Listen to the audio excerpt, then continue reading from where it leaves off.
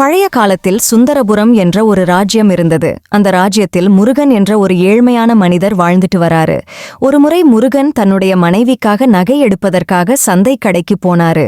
அப்போது கடையில், வணக்கம், நான் என்னுடைய மனைவிக்காக தங்க நகை எடுப்பதற்காக வந்திருக்கிறேன். எல்லா வகையான நகையையும் எனக்கு காண்பியுங்கள்.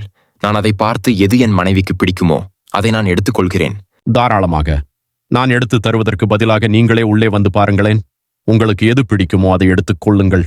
முருகன் நகை கடைக்கு உள்ளே சென்று அவருடைய மனைவிக்கு எந்த நகை பொருத்தமாக இருக்குமோ அதை தேர்வு செய்து கொண்டிருந்தார்.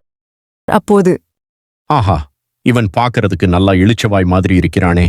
இவன் எதையும் எடுக்கிற மாதிரி தெரியல. இவனை வச்சு நம்ம கொஞ்சம் பணம் சம்பாதிச்சுக்கலாம். ஐயா, எல்லா நகையும் என்னுடைய மனைவிக்கு பொருத்தமாக தான் இருக்கு. நான் வீட்டிற்கு சென்று என் மனைவியை கையோடு கூட்டிக் கொண்டு வருகிறேன். அதுக்கப்புறம் நகையை எடுத்துக் கொள்கிறோம். இப்படி சொல்லிட்டு முருகன் கடையிலிருந்து வீட்டிற்கு போனாரு. ஆனால் அந்த நகை கடைக்காரர் அரண்மனைக்கு சென்று அரசரிடம் தன்னுடைய கடையிலிருந்து ஒரு நகையை முருகன் திருடிட்டான் என்ற புகாரை கொடுக்க சென்றார். அரசரே, நம் ராஜ்யத்திலிருந்து நகைக்கடை உரிமையாளர் ஒரு புகார் உன்னை தங்களிடம் கொடுக்க வேண்டும் என்று வெகுநேரம் காத்துக் கொண்டிருக்கிறார். அவரை உங்களிடம் வர சொல்லலாமா? உடனே வர சொல்லுங்கள். ஏன் இதை இவ்வளவு தாமதமாக என்னிடம் சொல்கிறீர்கள்? எனக்கு முதலில் மக்களின் நலம்தான் முக்கியம். மக்கள் யாராவது வந்தால் என்னிடம் முதலில் தெரியப்படுத்துங்கள். யார் அங்கே? அவரை உள்ளே வர சொல்லுங்கள். நான் உங்களை வெகு நேரமாக காக்க வைத்து விட்டேன். அதற்காக என்னை மன்னியுங்கள். உங்களின் பிரச்சனையை நான் தீர்த்து வைக்கிறேன். என்னிடம் சொல்லுங்கள், உங்களுக்கு என்ன பிரச்சனை? அரசே, நான் சந்தை கடையில் நகைக்கடை ஒன்று வைத்திருக்கிறேன். அந்த நகை கடைக்கு இன்று ஒரு நபர் அவருடைய மனைவிக்கு நகை எடுப்பதற்காக வந்திருந்தார். நகையெல்லாம் பார்த்துவிட்டு பின்பு தன் மனைவியை கூட்டி வருவதாக அவர் சென்று விட்டார். அவர் சென்ற பின் நான் நகையை கணக்கிட்டு பார்த்தேன்.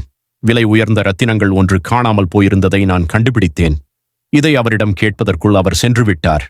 தாங்கள்தான் அவரிடம் பேசி அந்த நகையை எனக்கு மீட்டுத் தர வேண்டும். நீங்கள் உண்மையாகத்தான் சொல்கிறீர்களா? அவன் பெயர் என்ன? அவன் எப்படி இருந்தான்? திரும்பவும் உங்கள் கடைக்கு வந்தானா? அவன் யாராக இருந்தாலும் சரி, அவனுக்கான தண்டனை அவனுக்கு கிடைக்கும். நான் உங்களுக்கு வாக்கு தருகிறேன். பயப்படாமல் திரும்பவும் உங்கள் கடைக்கு வந்தால் அவனை இங்கே கூட்டி வாருங்கள். அரசரே, தாங்கள் என்னை அழைத்து வர சொன்னதாக இவர் கூறிய என்னை அழைத்துக் கொண்டு வந்தார். அதற்கான காரணத்தை நான் தெரிந்து கொள்ளலாமா? ஓ, நீ காரணத்தை சொன்னால்தான் அரசவைக்கு வருவியோ? இவர் கடையிலிருந்து நீ திருடியதாக இவர் உன்மேல் புகார் ஒன்றை தெரிவித்துள்ளார். அதை நீ ஒத்துகிறாயா? அரசரே, நான் நகையை திருடினேனா? இது அநியாயம். நான் எந்த நகையும் எடுத்துக் கொண்டு போகவில்லை. நகையை பார்க்க மட்டும்தான் செய்தேன். என்னை நம்புங்கள். நான் ஒரு அப்பாவி கூலி வேலை செய்து என் குடும்பத்தை காப்பாற்றி வருகிறேன். இவர் என் மீது பொய்யான புகாரை கொடுத்துள்ளார். இவர் நீ சென்ற பின் தான் அந்த நகையை திருடு போனது என்று சொல்கிறாரே, அது பொய்யா? ஆமாம் மந்திரியாரே, இவர் பொய்தான் கூறுகிறார். என்னை நம்புங்கள், நான் எதையும் திருடவில்லை. சரி, உண்மையை நான் கண்டுபிடிக்கிறேன். நீங்கள் இன்று சென்று நாளை காலை மீண்டும் அரண்மனைக்கு வாருங்கள். உங்களுக்கான நியாயம் உங்களுக்கே கிடைக்கும். அரசரே, இன்றைக்கு வந்த வழக்கு ரொம்பவே விசித்திரமான வழக்காயிருக்கிறது. நகைக்கடைக்காரர் இவன்தான் திருடுகிறார் என்று உறுதியாக சொல்கிறார். ஆனால் அவனோ நான் எடுக்கவே இல்லை என்று கூறுகிறார். இதை எப்படி நீங்கள் தீர்த்து வைக்கப் போகிறீர்கள்? யார் குற்றவாளி என்று எப்படி கண்டுபிடிக்கப் போகிறீர்கள்? அதுதான் ஒரு நாள் இரவு முழுவதும் கால அவகாசம் இருக்கிறது. ஏதாவது ஒரு வழி பிறக்கும், பார்ப்போம். அரசர் இரவு தனியாக இந்த வழக்கை பற்றி யோசித்துக் கொண்டிருந்தார். அப்போது அவரின் மகள் அரசரிடம் வந்து, தந்தையே, என்ன யோசித்துக் கொண்டிருக்கிறீர்கள்? நேரம் கடந்துவிட்டது, வாருங்கள், போய் தூங்கலாம். இல்லை என் அன்பு மகளே, இன்று அரண்மனைக்கு ஒரு புகார் ஒன்று வந்தது.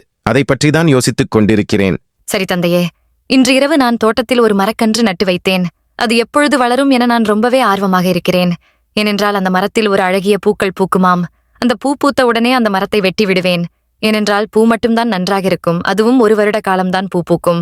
மீண்டும் அந்த மரத்தில் பூ பூக்க 1 வருட காலமாகும். அதனால் அந்த மரத்தின் கொப்புகளை வெட்டி விடுவிடுவேன்.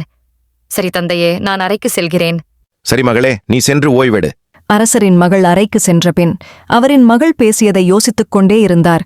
அப்போது ஒரு யோசனை அரசருக்கு வந்தது. இதுதான் சரியான யோசனை. நாளைக்கு செயல்படுத்தி பார்ப்போம். நகைக்கடைக்காரரே இன்று உங்கள் நகையை இவர் எடுத்தாரா இல்லையா என்ற கேள்விக்கு விடை தெரிந்துவிடும். ஆனால் அவரிடமும் நியாயம் இருப்பது போல எனக்கு தெரிகிறது. அதனால் நான் உங்கள் இருவருக்கும் ஒரு சோதனை வைக்கப் போகிறேன். அதில் யார் திருடினாரோ அகப்பட்டு விடுவார். நான் இப்போது உங்கள் இருவருக்கும் சரிசமமான 2 குச்சிகளை தருவேன். அந்த குச்சிகளை நீங்கள் வீட்டிற்கு எடுத்துச் செல்லுங்கள். பின்பு மறுநாள் காலையில் கொண்டு வாருங்கள். அப்போது தெரியவரும் நகையை யார் திருடினாள் என்று. இப்படி அரசர் சொன்ன மாதிரி அமைச்சர் இருவருக்கும் ஒவ்வொரு குச்சியை கொடுத்து அவர்களை வீட்டிற்கு அனுப்பி வைத்தார்கள்.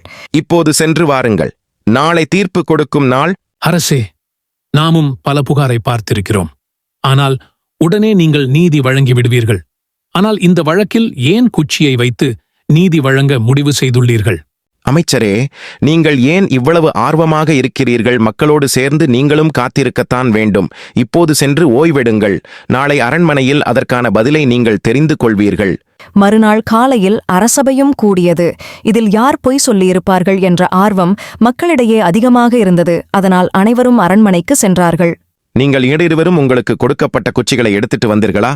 அதை என்னிடம் காண்பியுங்கள். அரசர் அவர்களிடம் குச்சிகளை உயர்த்த சொன்னதும் ஒவ்வொருவராக அவர்களுக்கு கொடுக்கப்பட்ட குச்சிகளை அரசரிடம் நீட்டினார்கள். அப்போது வியாபாரியிடம் கொடுக்கப்பட்ட குச்சி ஒரு ஜான் குறைந்திருந்தது. முருகனிடம் கொடுக்கப்பட்ட குச்சி அப்படியே இருந்தது. இதை கவனித்து பார்த்த அரசர் வியாபாரியிடம், வியாபாரியே, நீதான் திருடன். நீ அவனை திருடன் என்று கூறுகிறாயா? என்ன இதெல்லாம்? என்ன நடந்தது? உண்மையைச் சொல். அரசரே, என்னை மன்னியுங்கள். பணத்திற்கு ஆசைப்பட்டு நான் இப்படி ஒரு கேவலமான வேலையை செய்துவிட்டேன். முருகன் குற்றவாளி இல்லை, நான் தான் குற்றவாளி. என்னை மன்னியுங்கள். ஆமானால் நான் தான் குற்றவாளி என்பதை நீங்கள் எப்படி கண்டுபிடித்தீர்கள்? அது மிகவும் சுலபம். நான் உங்களிடம் கொடுத்த குச்சி சாதாரண குச்சிதான்.